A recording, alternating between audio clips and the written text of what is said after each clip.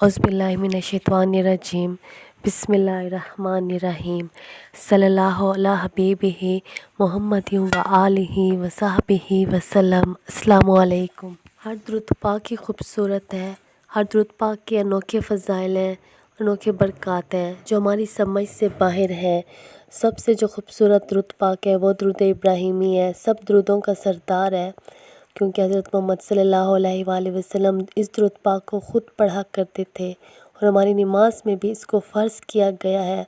जब तक हम दुरूद इब्राहिमी नहीं पढ़ेंगे हमारी नमाज मुकम्मल नहीं होगी। दुरूद शरीफ का बड़ा ही खूबसूरत मिरेकल्स जो मैं आपके साथ शेयर करती हूँ।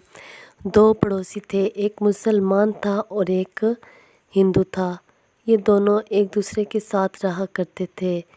तो जो मुसलमान था वो हर वक्त यही कहता था कि दुरूद शरीफ जो इंसान पढ़ता है हमेशा कामयाब होता है और हर हाजत उसकी पूरी होती है।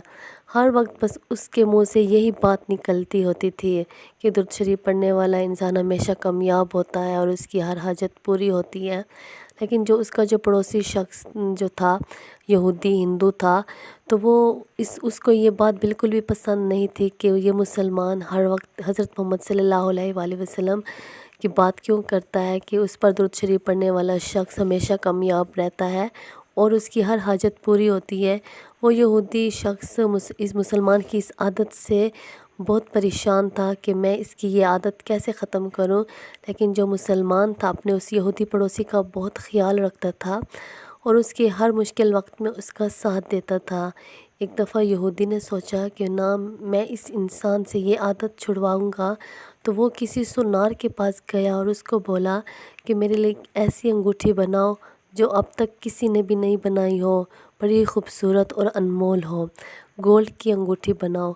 तो उस सुनार ने उसके लिए खूबसूरत अंगूठी बना ली और वो जो यहूदी था वही अंगूठी पहनकर अपने उस मुसलमान जो पड़ोसी था उसके घर आया और उसको कहा, शहर से बाहर जा रहा हूँ और ये बड़ी महंगी अंगूठी है, इसको आप अपने पास रख ले ताकि जब मैं वहाँ से वापस आऊँ तो अपनी ये अंगूठी आपसे ले लूँगा। वो मुसलमान पड़ोसी ने कहा, आप बेफ़िक्र हो जाए, आपकी ये अंगूठी मेरे पास अमानत होगी।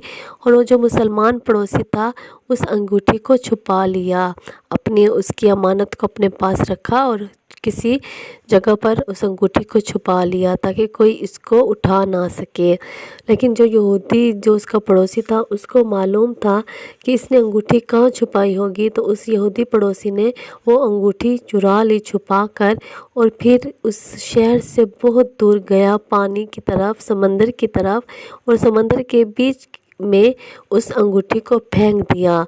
और फिर अगले 2-3 दिन बाद वापस जब अपने उस मुसलमान पड़ोसी के घर आया और उसको कहा कि मेरी अंगूठी जो मेरी अमानत आपके पास थी, मुझे अपनी अंगूठी वो गोल्ड वाली दे दें। तो वो जो मुसलमान पड़ोसी था उसने कहा, आप बेफ़िक्र हो जाएं, आपकी अंगूठी मेरे पास अमानत पड़ी हुई है।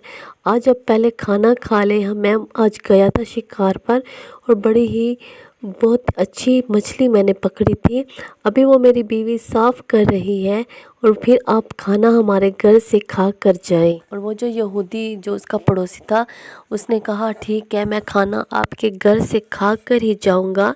तो उसकी बीवी मछली साफ़ कर रही थी, मुसलमान पड़ोसी की बीवी मछली साफ़ कर रही थी, लेकिन जैसे ही मछली को साफ़ किया और उसके पेट के अंदर से एक सोने वाली रिंग निकल आई, तो उसकी बीवी ने चीखें मारी और अपने शौहर को बुलाया कि ये वो अंगूठी है जो हमारे साथ वाले यहूदी पड़ोसी ने हमारे पास अमानत रखवाई थी। तो वो जो मुसलमान जो था पड़ोसी था वो काफ़ी हैरान हो गया कि ये अंगूठी तो मुझे इस साथ वाले यहूदी पड़ोसी ने अमानत दी थी, लेकिन ये मछली के पेट से कैसे निकली।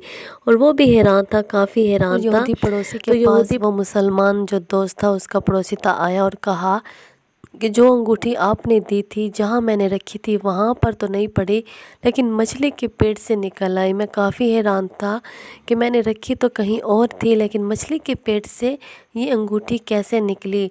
तो यहूदी ये बात सुनकर काफ़ी परेशान हुआ और हैरान हुआ। मुसलमान पड़ोसी को कहा कि मुझे माफ़ कर दो, ये मेरी चाल थी जो मैंने तुम्हारे ख़िलाफ़ की थी। मैं हर वक्त कहता था कि तुम जो दुरूद शरीफ पढ़ते रहते हो और ये कहते रहते हो दिन रात और बात बात पर यही कहते रहते हो कि जो इंसान दुरूद शरीफ पढ़ता है تو حضرت محمد صلی اللہ علیہ وآلہ وسلم پر درود پاک بھیجتا ہے وہ شخص ہمیشہ کامیاب رہتا ہے اور اس انسان کی ہر حاجت پوری ہوتی ہے اور سب پریشانیاں اس انسان کی ختم ہو جاتی ہیں۔